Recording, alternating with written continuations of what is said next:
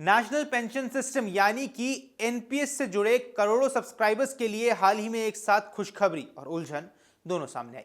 खुशखबरी ये कि रिटायरमेंट के समय अब ज्यादा पैसे हाथ में मिल सकेंगे, लेकिन उलझन ये कि इस अतिरिक्त रकम पर टैक्स लगेगा या नहीं, इसको लेकर अभी भी स्थिति साफ नहीं है। तो आइए इस मामले को पूरा समझ लेते हैं आसान भाषा में और छोटे छोटे उदाहरणों के साथ आपको समझा देते हैं इन सारे सवालों के जवाब। तो सबसे पहले यहां यह समझना जरूरी है कि एनपीएस आखिर क्या है और एनपीएस में क्या कुछ बदल गया है। अब पेंशन फंड नियामक और विकास प्राधिकरण यानी कि पीएफआरडीए ने एनपीएस के नियमों में बड़ा बदलाव किया है। इसके तहत गैर सरकारी यानी कि प्राइवेट कर्मचारियों को रिटायरमेंट के समय अब अपने कुल जमा फंड का 80% हिस्सा एक मुश्त निकालने की अनुमति दी गई है। पहले यह सीमा केवल 60% थी। इसके लिए PFRDA exits and withdrawal under NPS amendment regulation 2025 को आधिकारिक तौर पर नोटिफाई भी कर दिया गया है। अब यहां समझना जरूरी है कि पुरानी व्यवस्था में क्या कुछ था, जो सबसे बड़ा सवाल है। पुरानी व्यवस्था में रिटायरमेंट के समय अधिकतम 60% राशि नकद निकाली जा सकती थी, जबकि बाकी 40% से अनिवार्य रूप से एनयूटी खरीदनी पड़ती थी। एनयूटी के जरिए हर महीने पेंशन मिलती थी, लेकिन एक मुश्त बड़ी रकम हाथ में नहीं आ पाती थी। अब नए नियम में यह समीकरण बदल गया है।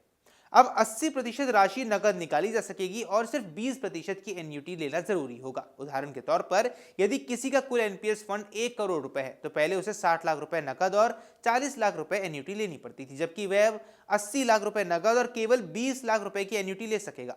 हालांकि यहीं से असली उलझन भी शुरू हो जाती है टैक्स को लेकर। दरअसल पीएफआरडीए ने भले ही निकासी के नियम बदल दिए हों, लेकिन टैक्स से जुड़े नियम आयकर कानून के तहत आते हैं, जिन्हें वित्त मंत्रालय और सीबीडीटी तय करता है।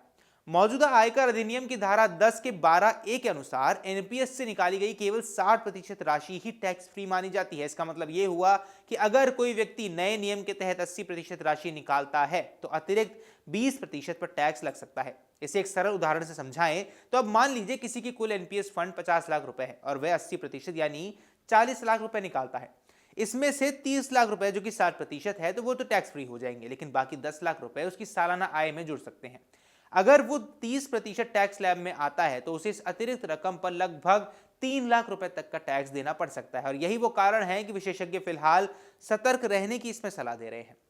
फंड की राशि के आधार पर निकासी के नियम भी अलग अलग हैं। यदि किसी का कुल एनपीएस फंड 8 लाख रुपए है या उससे कम है, तो वह पूरा पैसा एक मुश्त निकाल सकता है और उसे एन्युटी लेने की कोई बाध्यता नहीं होगी। पहले यह सीमा 5 लाख रुपए थी, जिसे अब बढ़ा दिया गया है।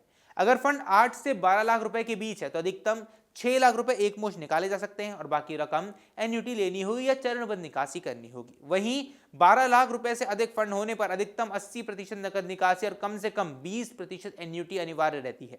अब यहां एक और अहम बदलाव है।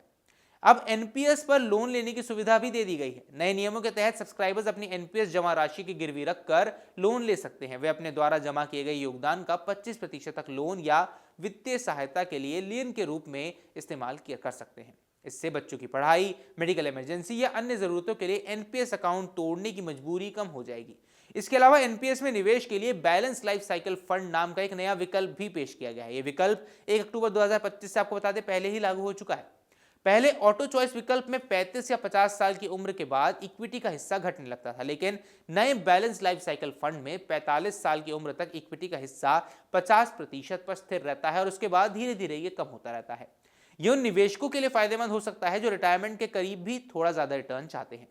अब यहां ध्यान रखना यह भी जरूरी है कि नए नियम 60 साल से पहले एनपीएस छोड़ने यानी प्री मैच्योर एग्जिट की स्थिति में लागू नहीं होते हैं। अगर कोई व्यक्ति 60 साल की उम्र से पहले या निर्धारित सेवा अवधि से पहले एनपीएस बंद करता है तो पुराने नियम ही लागू होंगे। ऐसे में केवल 20% राशि नकद मिलेगी और 80% से अनिवार्य रूप से एन्युटी खरीदनी होगी। हालांकि यदि फंड 5 लाख रुपए से कम है तो पूरा पैसा आप निकाल सकते हैं। कुल मिलाकर पीएफआरडीए ने एनपीएस को पहले के मुकाबले में ज्यादा लचीला और आकर्षक बना दिया है। इससे रिटायरमेंट के बाद नकदी की समस्या काफी हद तक कम हो सकती है, लेकिन टैक्स नियमों में बदलाव न होने की वजह से 80% निकासी का विकल्प फिलहाल पूरी राहत नहीं देता है। विशेषज्ञों की राय है कि जब तक सरकार आयकर कानून में स्पष्ट संशोधन नहीं करती है, तब तक निवेशकों को 60% निकासी की ही सीमित रहनी चाहिए। सही मायनों में फायदा तभी मिलेगा जब टैक्स और पेंशन दोनों नियम एक दूसरे के अनुरूप होंगे। अब विशेषज्ञों का मानना है कि पीएफआरडीए ने एनपीएस को ज्यादा लिक्विड और आकर्षक जरूर बना दिया है, लगभग एफडी और पीपीएफ जैसा जरूर बना दिया है, लेकिन जब तक इनकम टैक्स एक्ट में बदलाव नहीं किए जाते हैं तब तक 80% निकासी पूरी राहत नहीं है। तो यहाँ पर समझदारी भरी सलाह यही है कि टैक्स नियम साफ होने तक 60% निकासी तक ही सीमित रहें।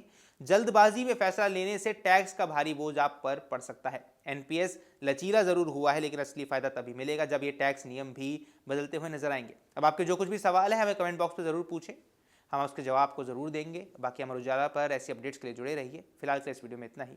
नमस्कार। अगर आप ये वीडियो YouTube पर देख रहे हैं तो हमारे चैनल को सब्सक्राइब कर बेल आइकन दबाएं और Facebook पर देख रहे हैं तो हमारे पेज को लाइक करें।